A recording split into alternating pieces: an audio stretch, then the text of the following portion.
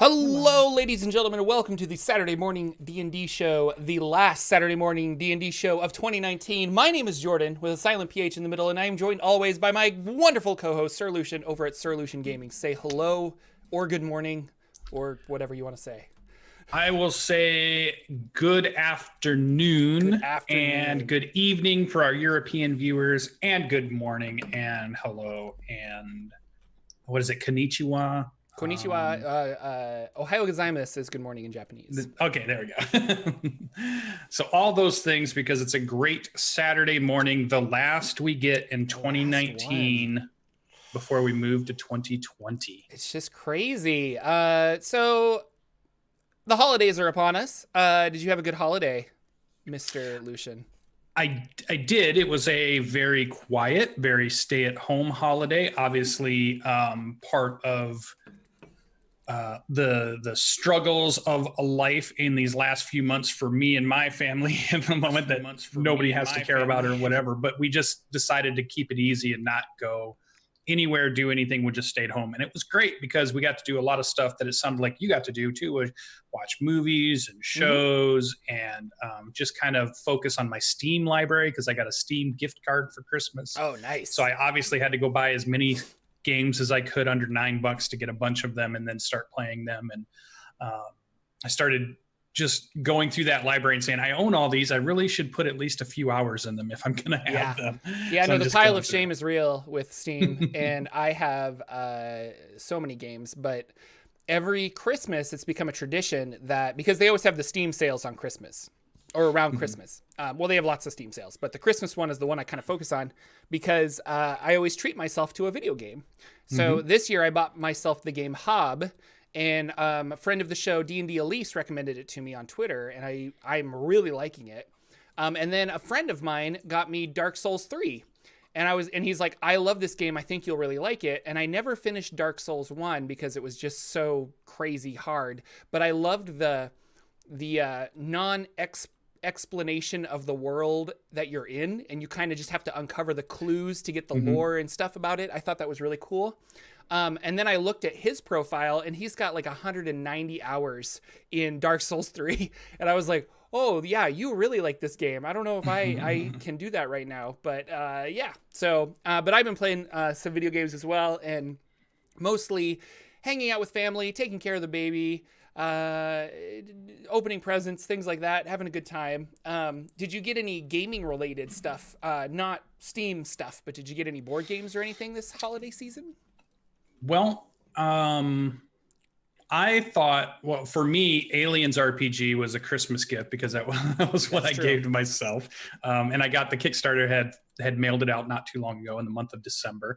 But when family was asking me, what did you want? And they knew I wanted gaming stuff. They just went with gift card stuff. And so I looked at, was there any RPG books that I didn't have that I really needed? And I had to say no. I've already bought all the ones I had to have. Wow. So maybe that's a bad thing. Maybe I should have slowed down on my purchase of RPG books because they're just stacking up on the shelves here. So I looked at that and I thought, you know what? I really got everything I wanted this year. I got all the cool games that I thought I was going to get. There's not one I didn't get. So I said, you know what? Just go ahead and give me Steam gift card and I'll be happy at, whatever that is. I was hoping for like a $5 or $10. And, the family gave me a bunch of money for Steam. So it was like I got a bunch of games on Steam. Nice. So I did buy some RPG stuff on Steam.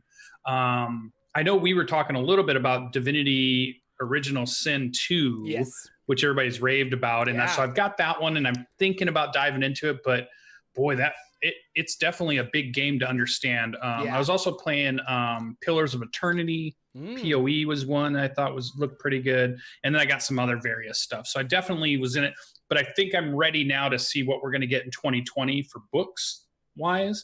And I'm already ready to start jumping back on my mega Kickstarter funding because I don't know, I'm a Kickstarter addict. And if I see a good RPG book that's on Kickstarter, I'm buying it. So I have all these books that just keep coming in at weird times and of the year. And I don't even remember half of them at this point. And, as far as Kickstarter is concerned, I've got a DCC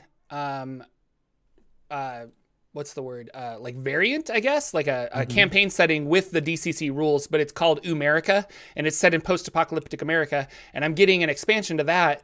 And it's always weird with Kickstarters because I was supposed to get that, I think, by Christmas, and now they're looking at like maybe July, and so of 2020, and it's like, okay. And then I did that witch one that was like arts and crafts in Dungeons and Dragons. And I think I got an email that has the finished PDF. So the book should be coming out for that pretty soon, which is really cool.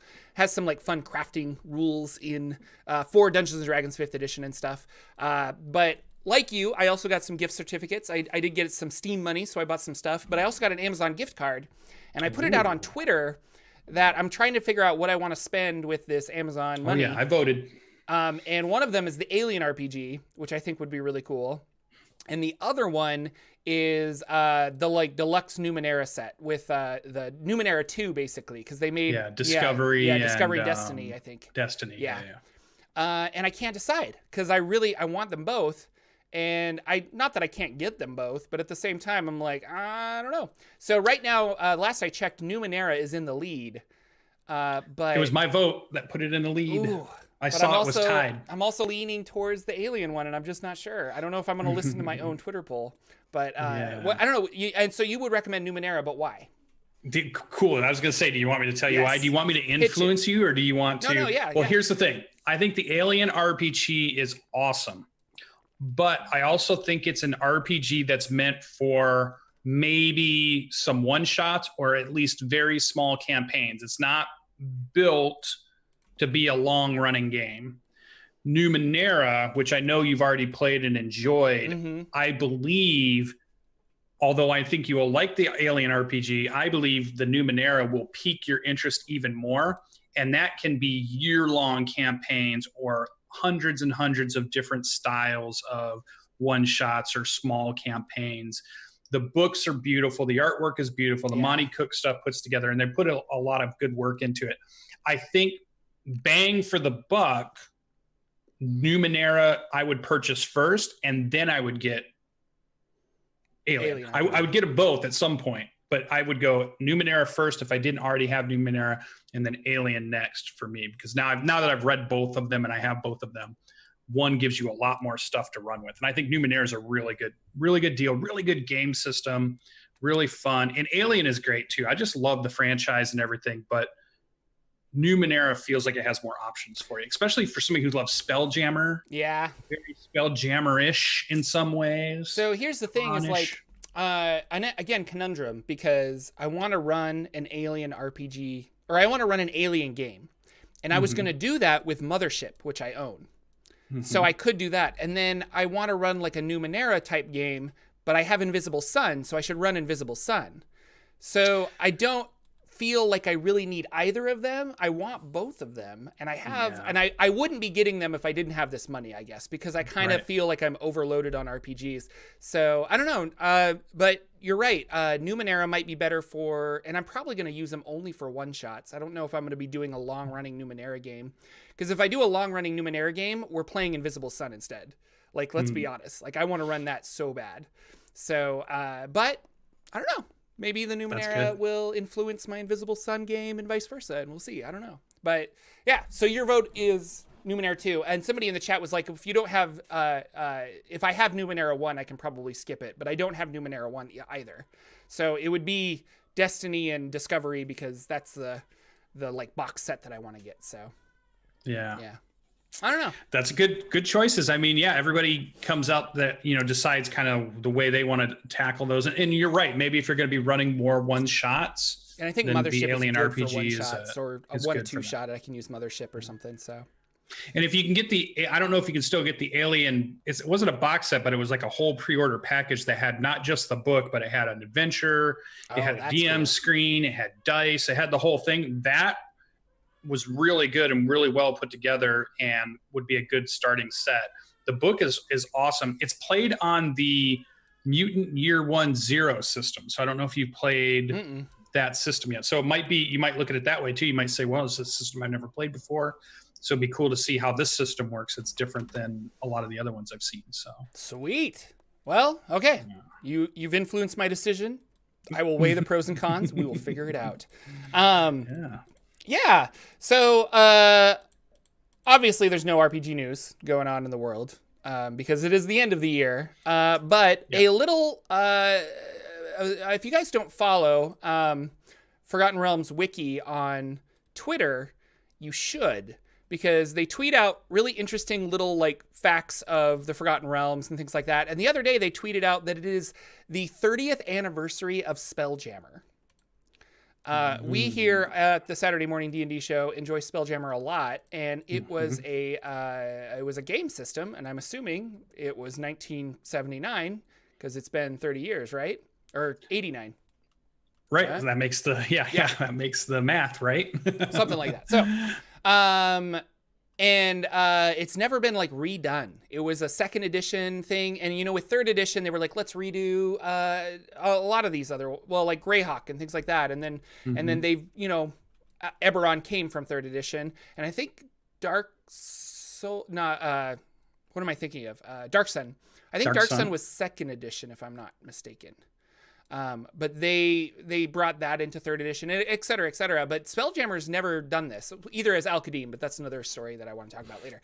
But it's really cool, and it brought like a different type of fantasy, because you're getting in a ship and you're leaving Faerun, you're leaving the planet you're on to go visit the world of Greyhawk or to go visit this. And they had, and it wasn't just we're going to take the space that astrophysics has figured out and we're going to apply it to D&D. They created their own mythical world. So all of these planets live within a crystal shell, and you have to go through this crystal shell using magic to then travel through this, highly ignitable substance called the phlogiston, and if you cast a fire magic in there, or if you have like an open flame, it could destroy your whole ship because it'll combust everything.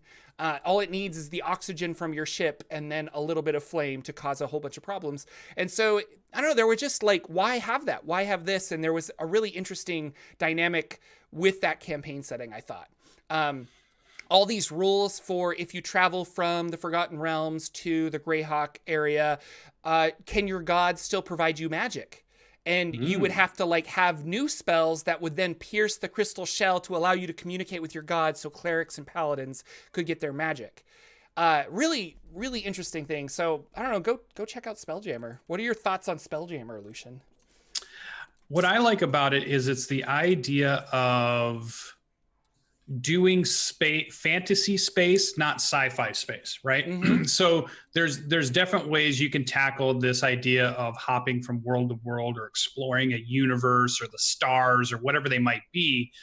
And one of them ways is science fiction, the hard science games, which I love and I enjoy. But I also like the idea of somebody just sitting back and saying, let's tackle this from a completely fantasy realm. We're not no science in it whatsoever. It's all about how do powerful mages, magic users, spells and rituals and magic items allow us to do these things, to travel to the moon. How would we survive on the moon? How would we go and do these things? And it's all just magic based. So I like that idea to tackle it that way, because you can get some really cool and interesting stories. You can develop different worlds that are very different from the world you're playing on. Yeah. And I think as a dungeon master, I don't know about a player, but as a dungeon master, the idea of opening the scope of your world to not just be, let's say if my campaign's in Forgotten Realms, which is awesome, and there's a lot to do there and a lot of cool stuff, but in some ways I am constrained to be still Forgotten Realms if that's my campaign, and my players expect that. But then if I open this up, hey guys, we're going to one of the moons of Faerun,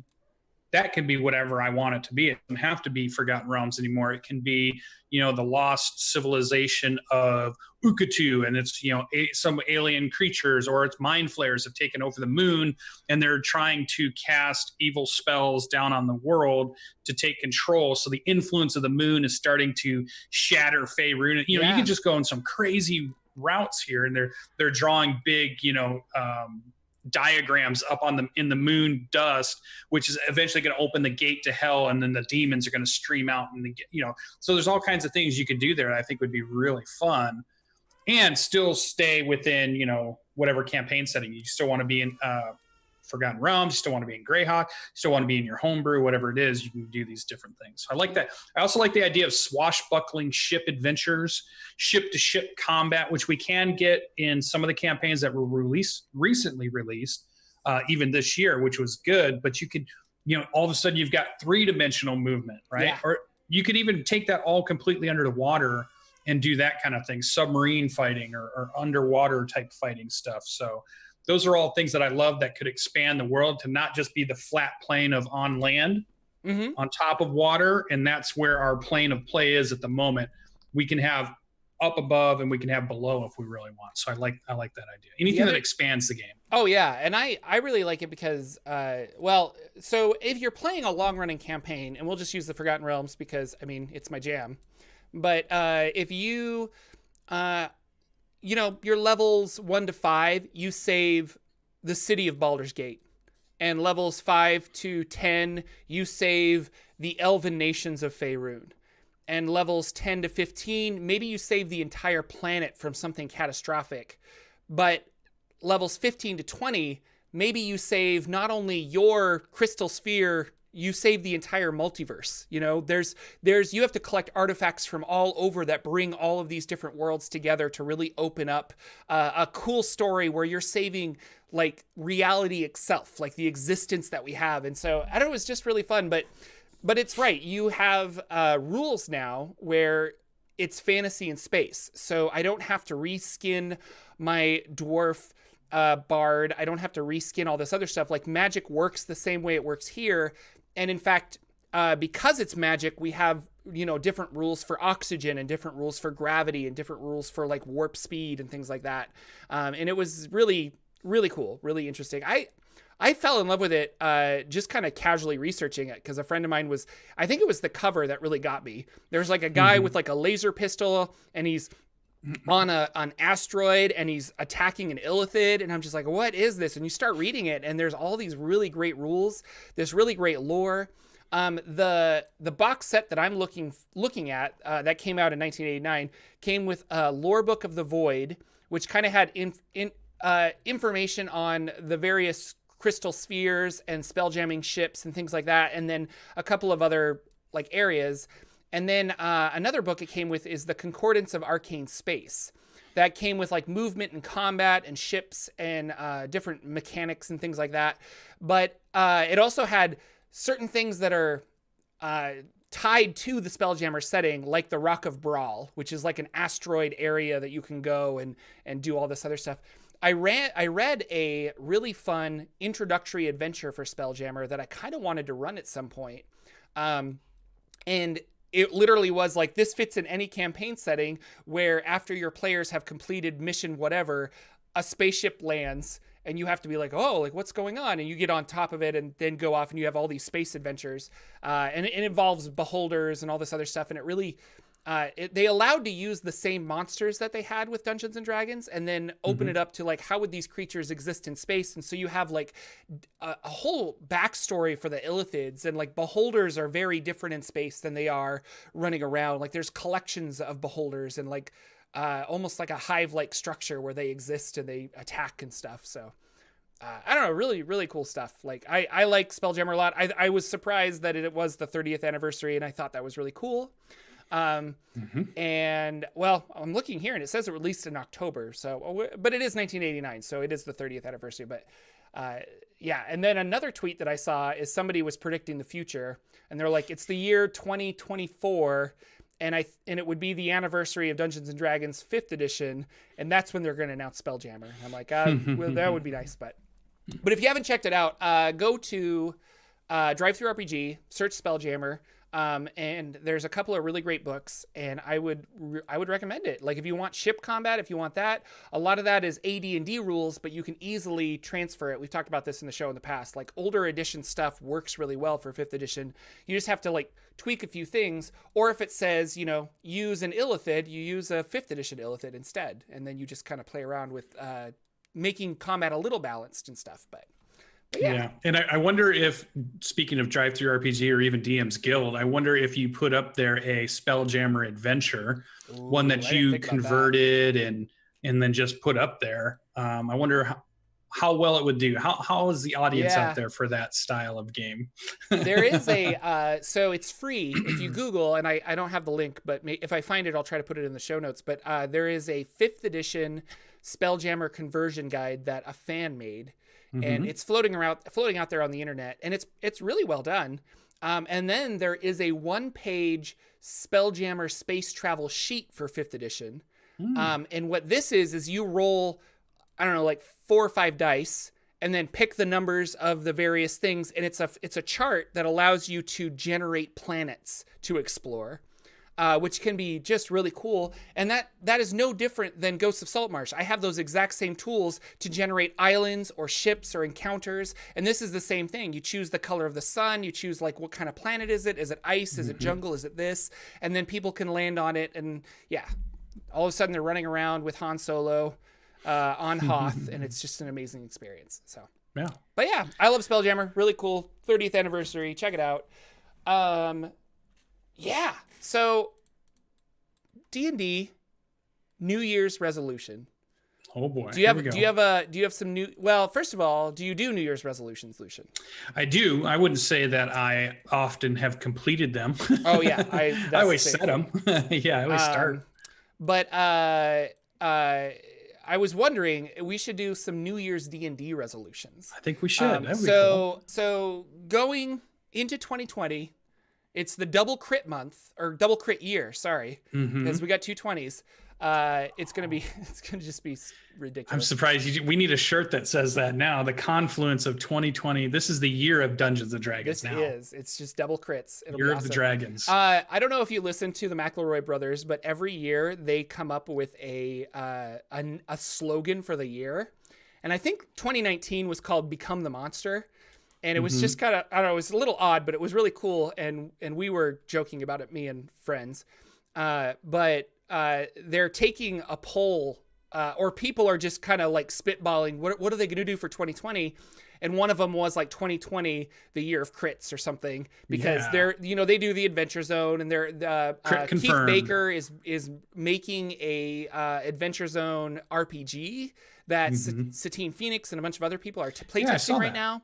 So lots of cool stuff they're doing. So I would not be surprised if it has something Dungeons and Dragons related. But but in 2020, it's going to be a brand new year.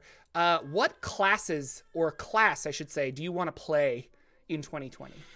All right. And so this is a resolution. So this is something that I haven't already done, because I have a new character planned that I started this year. I already rolled the stats. So the Cavalier Fighter won't count. I'm not going to let that one count. I am going to be playing a Halfling Cavalier Fighter in Waterdeep Dragon Heist. Oh, with Danimal, in this coming, right? Yep, with Danimal as our DM. So that's going to be coming up, and that's going to be a fantastic, fun adventure.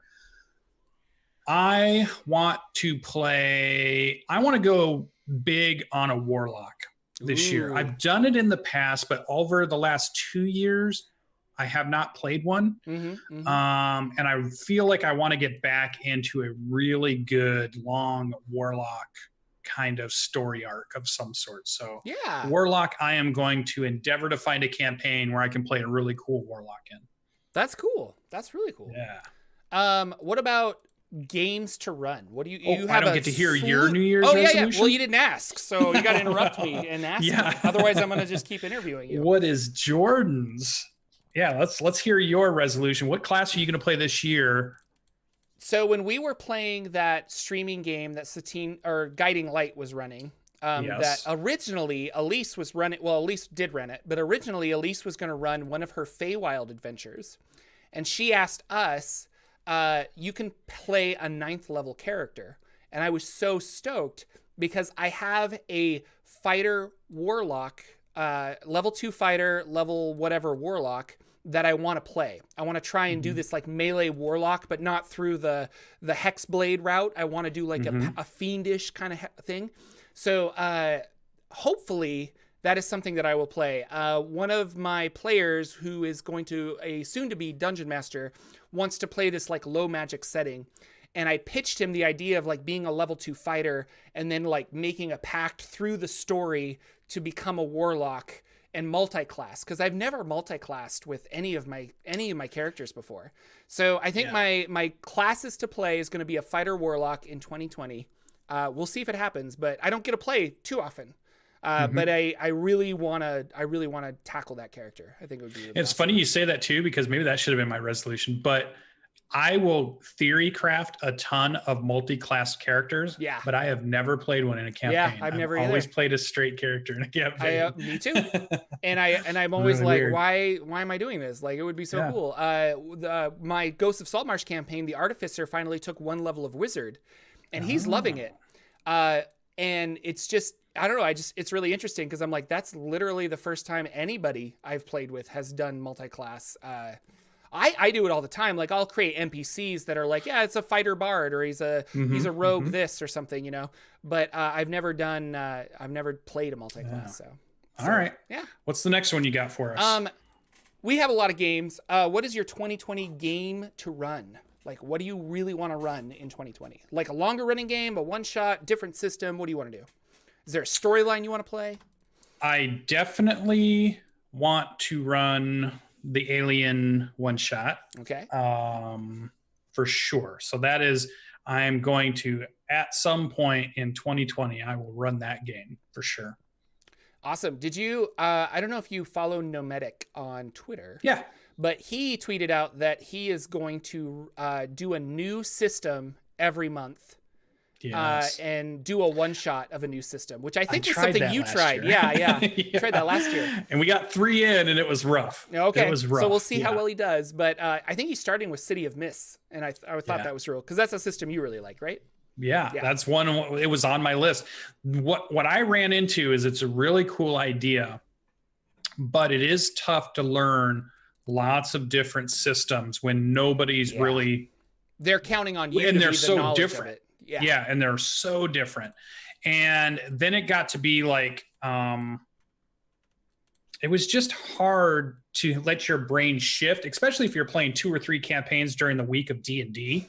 Oh yeah. And you're trying to force your brain into, also I need to figure out how I'm going to run this superhero game or whatever it is. So it was tough. I was probably running a little too much. It's cool. And I may attempt it again. I may try to do a system a month again. We got through a couple of them and they went pretty well. It's just every now and then we hit one that was a big enough game that it was almost too much to try to just learn in a month, I guess, or the way we were trying to tackle it.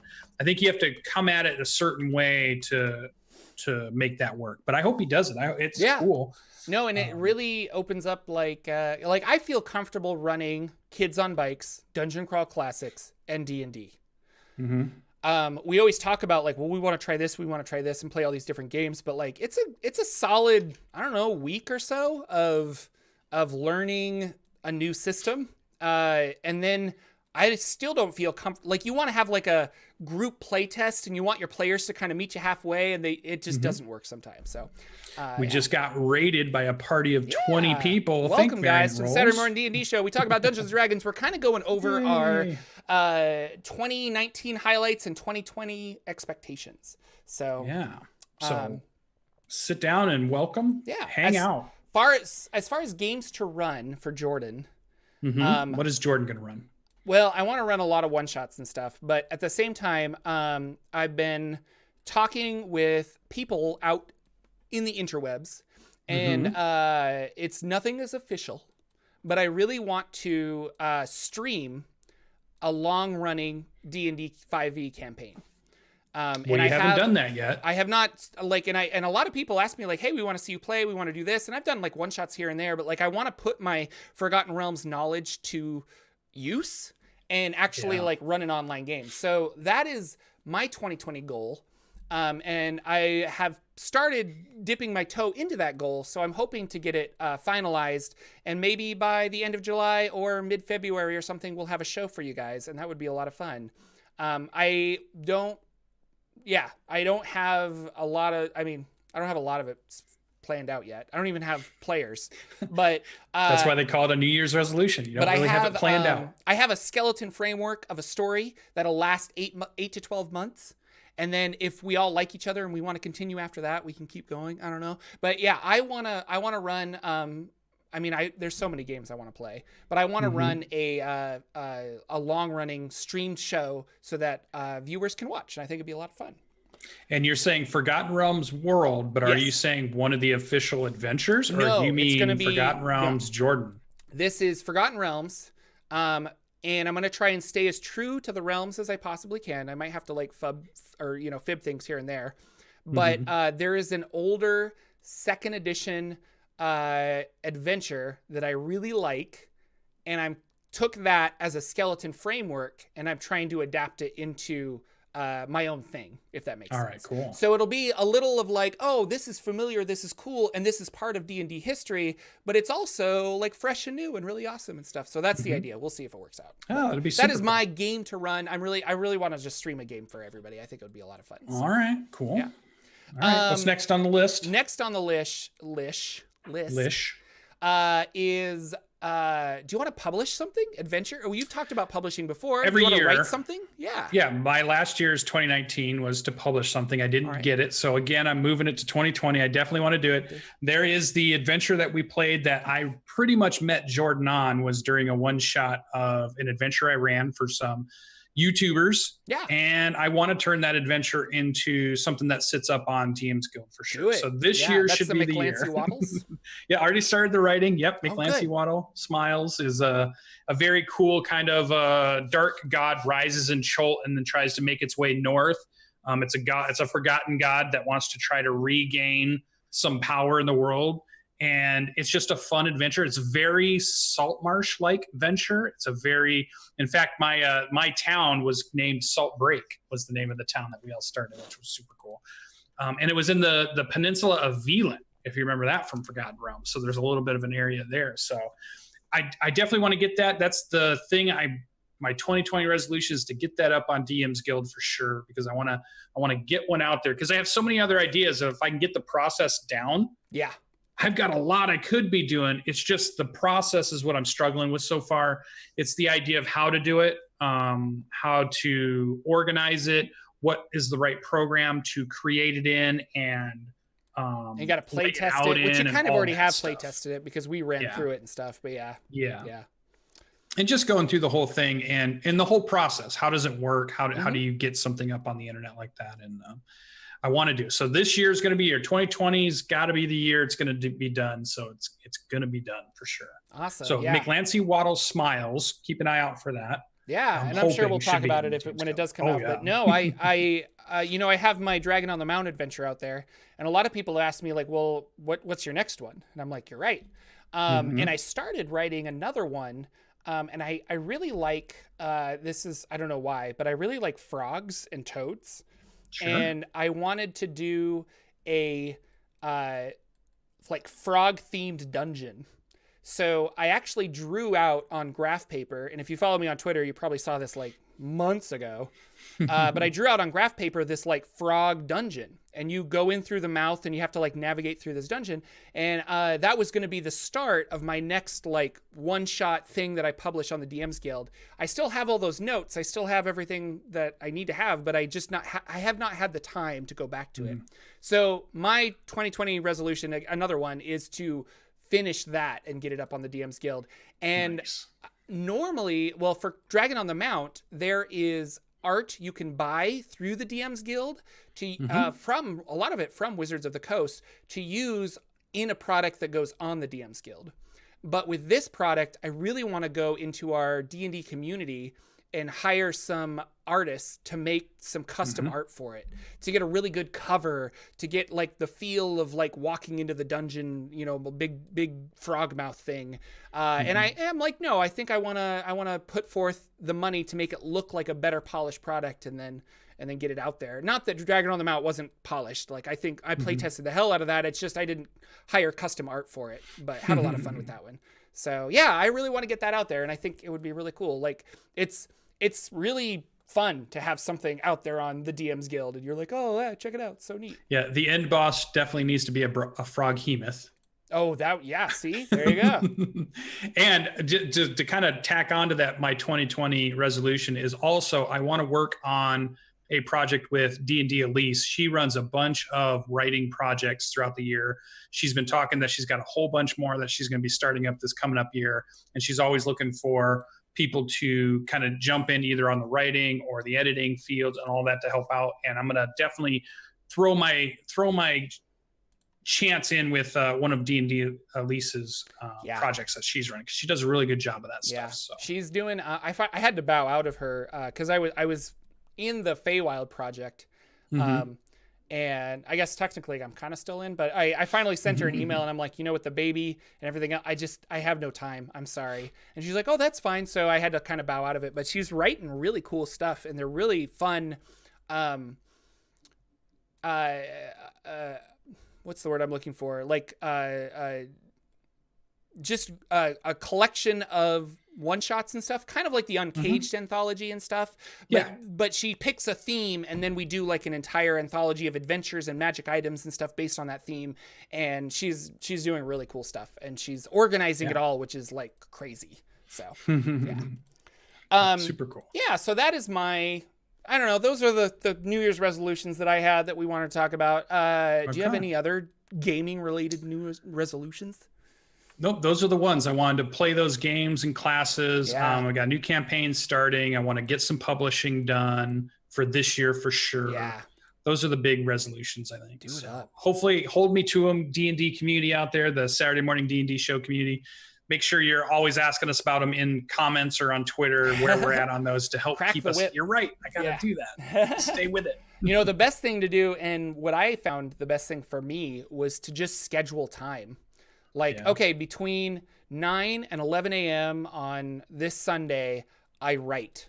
And even if I don't have anything to write, I still sit at my desk and I force myself to be like, no, I'm going to do this. And that helps a lot when you just, rather than like, oh, I kind of feel like writing right now. Like, no, like schedule time, sit down and do it. So, cool. Reflecting back on 2019, some of us would think that it was a terrible year. Some of us will think that it was a moderate, okay year. I think for the world of gaming, it was a pretty good year. We got a lot of books. We got a lot of interesting books like Acquisitions Incorporated, Saltmarsh, Descent into Avernus, etc. And when I ask this question, I'm kind of thinking more of like you personally, the games that you've been playing over the course of 2019. Do you have a top D&D moment? Like you were running something, you're just like, that is so cool. And I'm just like, it was awesome. Yeah, actually, it's so many of them that the two come to mind, even though really it's a question for one. But just the whole Tomb of Annihilation experience has been really good. And I've been really talking about it a lot on all of our shows. I've really enjoyed that adventure a lot. I've enjoyed the group, the dungeon master, the stories that we're making while we're building that. It's been really fun as a player. So it's probably been one of my most favorite moments as a player in Dungeons and Dragons. I did get a couple of really fun honorary mentions that were not D&D related, but at Gen Con this year, I got to play a couple of games, non-Dungeons and Dragons, that were really good. A couple of superhero games and stuff that as I was sitting there, I was thinking, I have not had this much fun in a long, long, long time. It's just this one little session playing this one little superhero game, and it was super fun. And I was just like, I was so into that moment. But to keep it on question, me running it too, the biggest thing is I've been running a homebrew campaign, and I've had these nice little arcs and these nice adventures with my players. And I feel really proud of being able to bring in a lot of groups into the world of Revenar and running at the beginning of this year 5 or 6 different groups that would form up and then go out and do stuff and then come back, and then another group would form and go out and come back. And there were some really heart-wrenching storylines in there with player dying and then getting somebody making a deal with the devil to bring them back, and other characters being captured and then their god kind of saving them and them having to redeem themselves. That whole thing really resonated with me this year about I want to capture more of that again in my game, because it was super fun. It was the first time I pulled off something like that in one of my campaigns. I think all the other ones have been pretty bog standard running of an adventure, but these ones really stood out to something different happened here that was really good. And I could tell when it happened, when the players would go on Discord after the session, and all week long they would be talking about what happened, what they're going to do next, what happened again, and then what they're going to do next. And they just wouldn't stop talking about the whole thing until we got to the next session.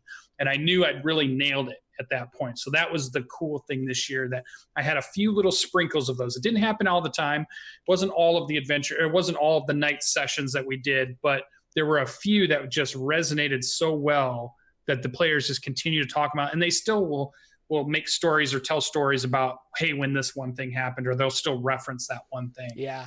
And it's great. I love it. That's the coolest thing in running a game that you can have as a dungeon master, I think. Yeah, no, I totally agree.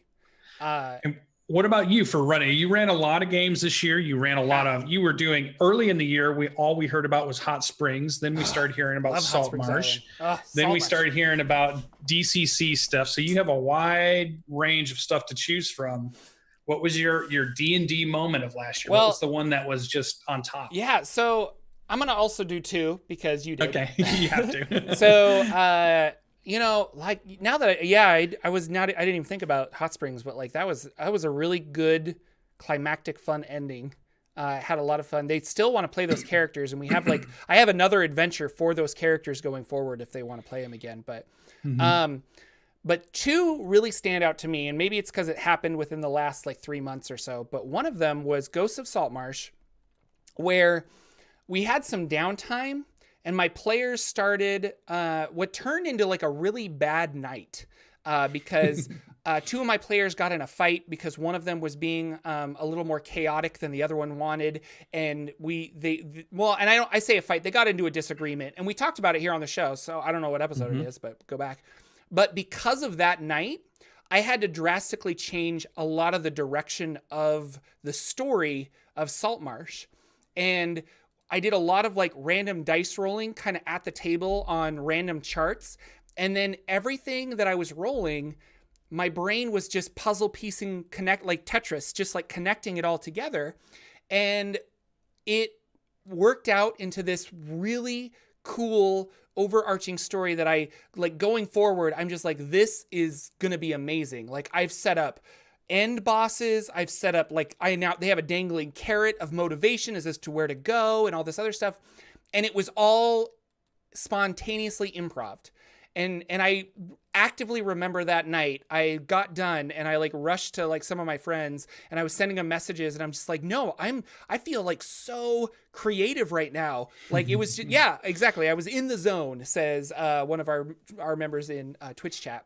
But no, I was just, it all worked out and it was really cool. And I don't have a specific, oh, this happened and then this, but that was one of the coolest D&D experiences I had in 2019. And then the other one was the night that I introduced the Hand of Vecna to my players. And that was just a month ago I did that. But they were trying to get this artifact. They didn't really know what it was. And it was behind a locked door with giants attacking. And my monk has that key that has a 5% chance of opening any door. Mm-hmm. And it was such a, are they going to die? Are they going to get trapped? What's going to happen? And he rolled percentile die and then got a 97, unlocked the door, grabbed the hand, ran out, and they hid in a Leomund's tiny hut in the middle of the snow. And that is the adventure we're going to pick up in the new year. January 5th, we're going to play. And I'm so excited to just see where that's going to go and how all of them are looking at this artifact and they know it's evil, but they all kind of want it, but they don't know if they should. And one of them is well, maybe I'll take it and protect it. And I don't know, just the conversations around this thing is so cool.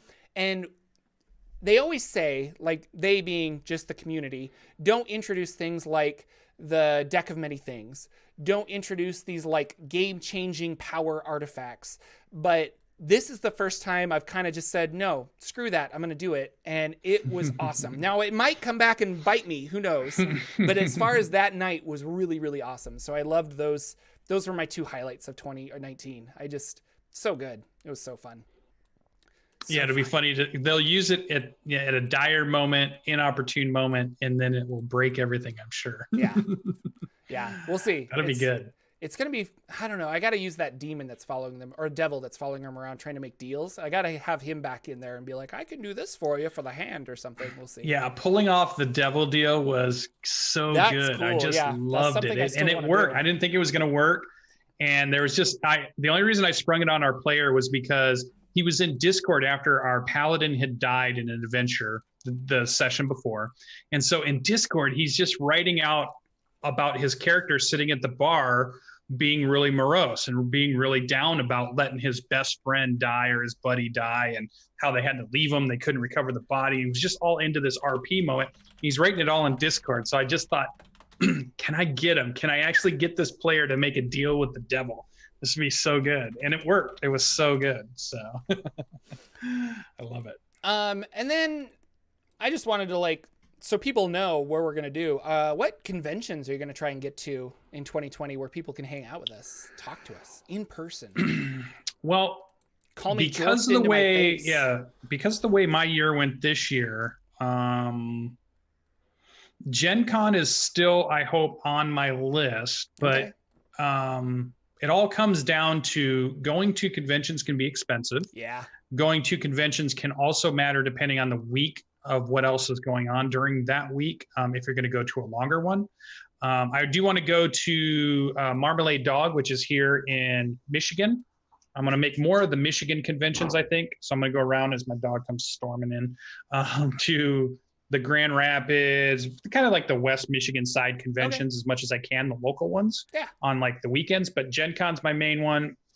And if things are going really good, maybe a return to PAX Unplugged, but I don't know. It'd be tough to do more than those for this coming up year as I get everything situated again. Yeah, no, in my personal life. And I've been trying to figure that out because I'm like, I definitely am going to go to Gen Con. I have that in the works. But again, with the baby and stuff, it's just like, ooh. But I did get invited to Nerdarchy Con in October, and that's in Philadelphia. Cool. So my plan is to go to that, which I'm really excited for. It's the first time they've done a convention.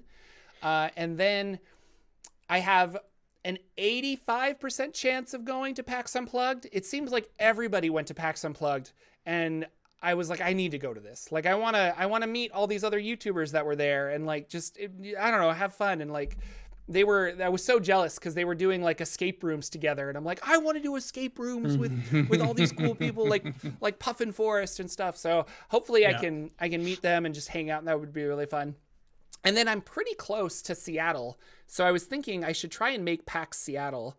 You can just drive it, right? No, I can. I can drive there. I've got friends there. I can stay with friends. It would not cost me as much as it would going to a Gen Con or a PAX Unplugged or something. Because I lived in Seattle for 5-6 years, so I have a lot of friends there that I can sleep on a couch. It'd be great. So that's, I don't know. I'm gonna try and hit those 3, and then I'm really curious what Wizards of the Coast is gonna announce in LA again, and if it's something, I don't know, if I really feel like I have to be there, I'm gonna try and do that. But that's another one. That's another one, which would be expensive. Yeah. But I do have a couple friends in LA. I could try and stay with them. Maybe, who knows? Yeah. One that I definitely want to get to, yes, PAX Australia is the one I definitely want to do at some point. But I don't know if the finances will ever let it happen. But I'm going to try. It's on the list. If Australia hasn't burned down by that point, we should definitely. Yeah, if it's, if it's not just, smoldering ashes. And that's about, so those are the conventions I want to try. I want to try and hit a lot of conventions, and I've talked it over with family and stuff, and they're just like, no, I feel like you need to go to conventions to help the podcast, help the show, the YouTube channel, all that jazz. So 2020 will be the year of Jordan expanding, I hope, and not just with holiday cookies, but But it's tough. I mean, you got to.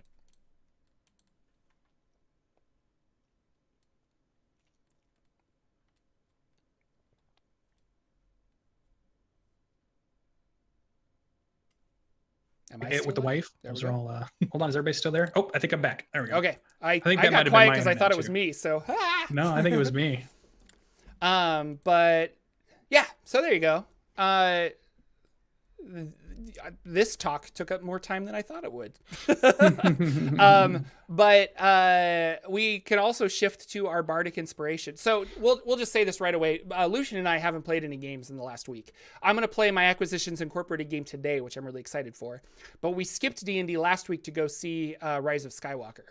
And it was Christmas and everything else, so we didn't get any games going in. We're playing on New Year's. We're playing Wednesday night, so we are going to play. So that's good. Awesome. That's awesome. I think I'm going to live stream New Year's and just kind of, I want to like ring in the new year on a stream. Cool. So maybe I'll do a Q&A on YouTube or something. But bardic inspiration, we'll kind of close out our last 10 minutes with some ideas of games for 2020. What is your bardic inspiration? What campaigns do you want to try and hit? Oh, well, there's a bunch that I want to try and hit, but the idea I had this week, the one that popped into my head, that I thought was an interesting one, would be a campaign that's based on your party is a group of dragon riders.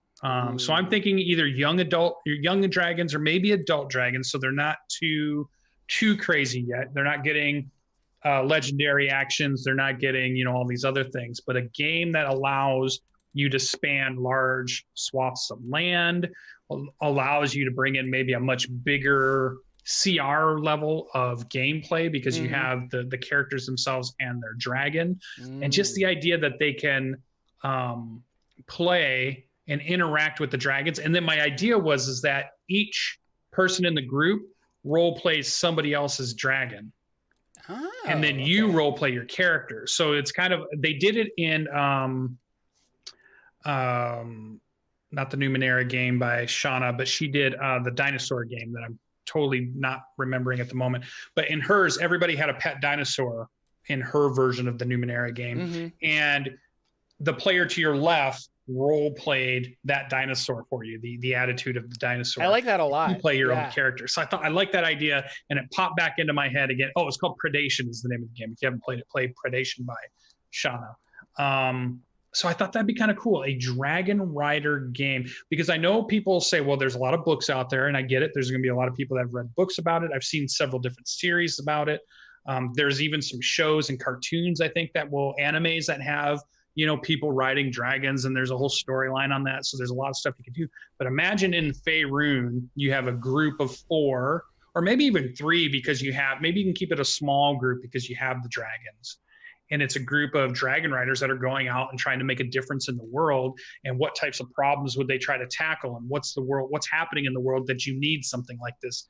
And I just thought that would be kind of a cool little kernel to really build something on for a campaign, even a one shot or even a full campaign. Yeah, so no, I definitely can see that as a full campaign. Like, and then your dragon growing with you. So like you have a young dragon from 1 to 5, and then a adult dragon from 5 to 10, and it just keeps getting more and more powerful as it grows up and you level up. That could be a lot of fun. And then just like my my wife's Fey Corgi pet, you will protect that dragon probably more than your own character.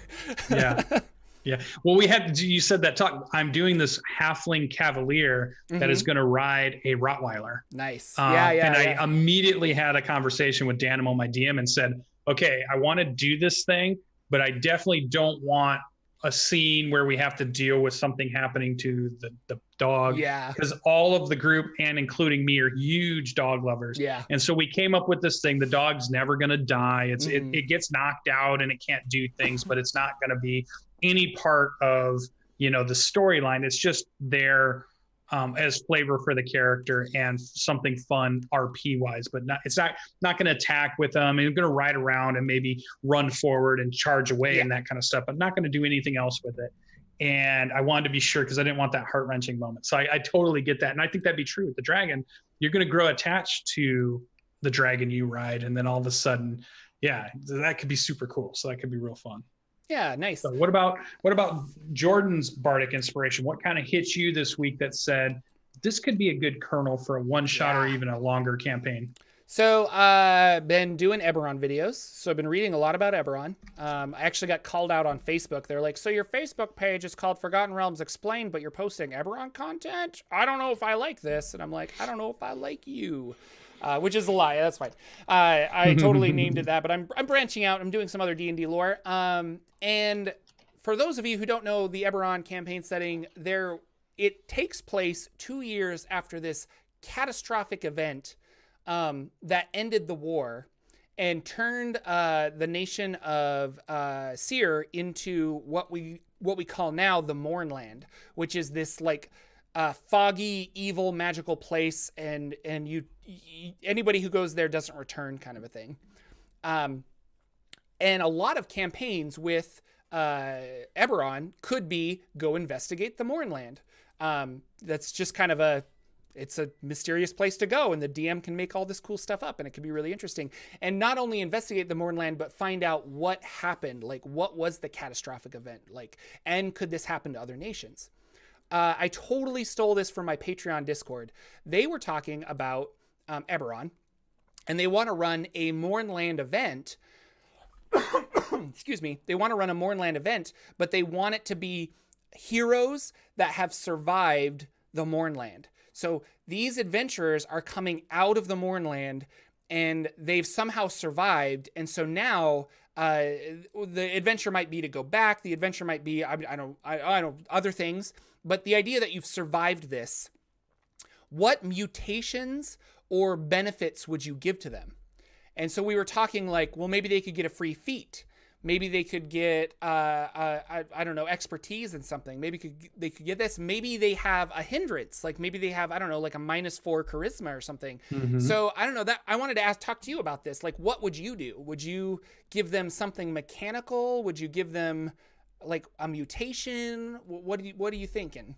I like the idea that I would talk with the players to see if they were into it. But this idea of a negative, for sure, something that is going to make it harder on them to play the rest of the campaign on purpose. So like they're taking it on purpose as battle scars or some type of mental problem or something that they can explore that doesn't necessarily help their player. It's a problem that they have to find ways to deal with and find ways to how it affects their character. I think that'd be a really cool way to explore something in Dungeons and Dragons we don't get a lot, because in Dungeons and Dragons we get a lot of superheroes that get more powerful as they go. We rarely get your things are going okay and then something drastically happens to you that brings you back down and like, oh, that's going to be bad.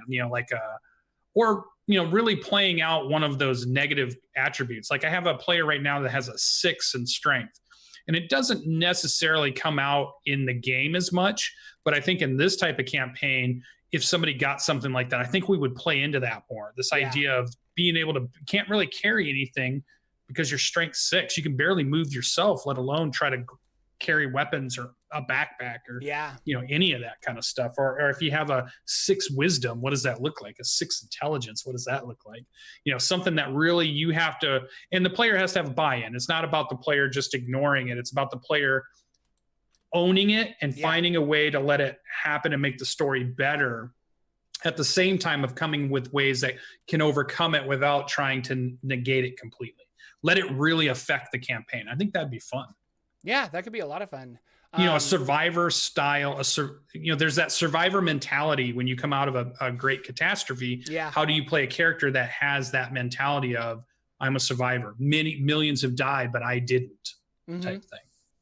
Cool. One of the things that we were talking about is giving them an aberrant dragon mark. So there are dragon marks in Eberron, and in order to keep these dragon marks like in families and working, I guess, if you have a dragon mark and somebody else has the same dragon mark, your child could have the dragon mark. So they kind of keep it within these family clans. But every once in a while, these like rogue dragon marks appear. And I really like the idea of this dragon mark being a curse, and it hurts you and it causes you problems. But within the Mournland, it helps you. So once they return to the Mournland, they feel a little invigorated. Like, oh, like now this dragon mark is doing what it's supposed to do. It's siphoning energy from this weird negative place. And the closer you get to the center of this catastrophe, the stronger it gets, till maybe it overwhelms you and it destroys you in a way. Like, I don't know, that I really like that. And I like the idea of playing a whole campaign like that, where they're just like, oh, I'm getting stronger and stronger. And then all of a sudden you get to other side of the coin where you're like, oh, I'm getting too strong. It's now eating away at certain parts of me. I'm changing into something that I don't know what I'm going to become. Maybe they turn it, because in Eberron there are also living spells that just walk the Mournland. So maybe you're turning into a living chain lightning that just kind of like arcs across the plains as like thought. Really, I mean, gosh, Eberron's so cool. Like, you could do lots of neat stuff. And I like that idea. And I think that would also be a really cool end to a campaign. Like, if you had to sacrifice yourself somehow, you know, to not cure this, but to maybe save your friends. I like that idea of some, you know, but yeah, so sounds very fun. That's a thought. I really like that idea. That is my Bardic Inspiration, a game that I really would love to play. Some people I follow on Twitter are going through the Eberron adventure in Rising from the Last War, and they said it's really good, and it's a good branching off point to keep playing Eberron. So cool. That's another idea I want to do in 2020 is play Eberron. Yeah. It would be really cool. Very cool. I want to run the D&D Essentials box set. Oh, yeah, you do. That's in 2020. Awesome. I want to find a group that's never played and run them through the D&D Essentials box set. That's the other thing I want to do. But yeah, good stuff. Good stuff. Ladies and gentlemen, thank you. This is our last show of 2019. Tell your friends, pour one out for your friends, Lucian and Jordan. As we will start 2020 in that will be the start of our third year of Saturday Morning D&D show, which is crazy. We are still trying to figure out what to do for episode 100. And I know, like, I think we're going to have a giveaway. I'm going to try and find something. We'll have like a Gleam giveaway, but like, Gleam giveaway, whatever. But it's fun. It's fun. You get something from us. Maybe I don't know, I'll sign like a 9x10 for you or something. And you can have me on your wall. Love, Jordan, with silent PH in the middle. But I was thinking, I didn't run this past Lucian, we could do like a mailbag episode. So if you guys have questions that you would like to ask us, maybe questions about your own show, or not your own show, but your own games, how you handle this, maybe stuff that you would like us to do in the future, maybe things about anything really, like just ask us some questions, and maybe we can do a mailbag episode where we kind of talk about how we would like help your games, personal things about us, things, et cetera, et cetera. A Q&A episode could be a lot of fun.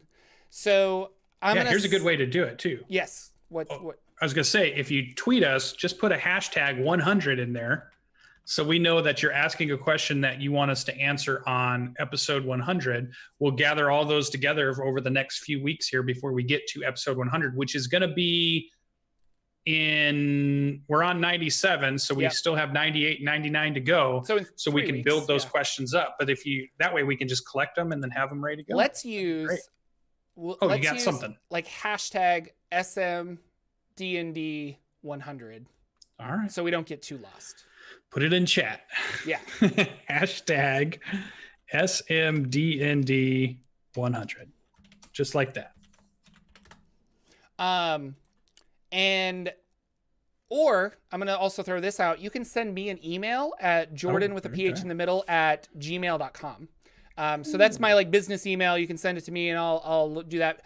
Put it in the title that it's like SMD&D 100 and then things like that. But send us your questions, because a Q&A episode would be fun. You can learn all sorts of cool stuff about Lucian and Jordan and how they met and why they do this show. So think about that. We would love to do a Q&A episode. We'll figure something out. If we don't get any questions, then we'll do a regular episode, I guess. I don't know. We'll figure it out. That is our show, ladies and gentlemen. Thank you so much for coming and hanging out with us on all this other stuff. I look forward to seeing you next week in 2020, where I will be able to talk about the game that I am playing immediately after this, Acquisitions Incorporated. Any final thoughts, Mr. Lucian? Nope. Everybody have a wonderful time. Stay safe on your New Year's. For all of those that are celebrating their New Year's calendar. There may be a few people that have a different calendar than most of us, but I think most of us celebrate a New Year's coming up. And have fun. Have a great time. And we will see you in the next year. Yeah, we'll see you next year, guys. Goodbye, everybody. Bye. Take care.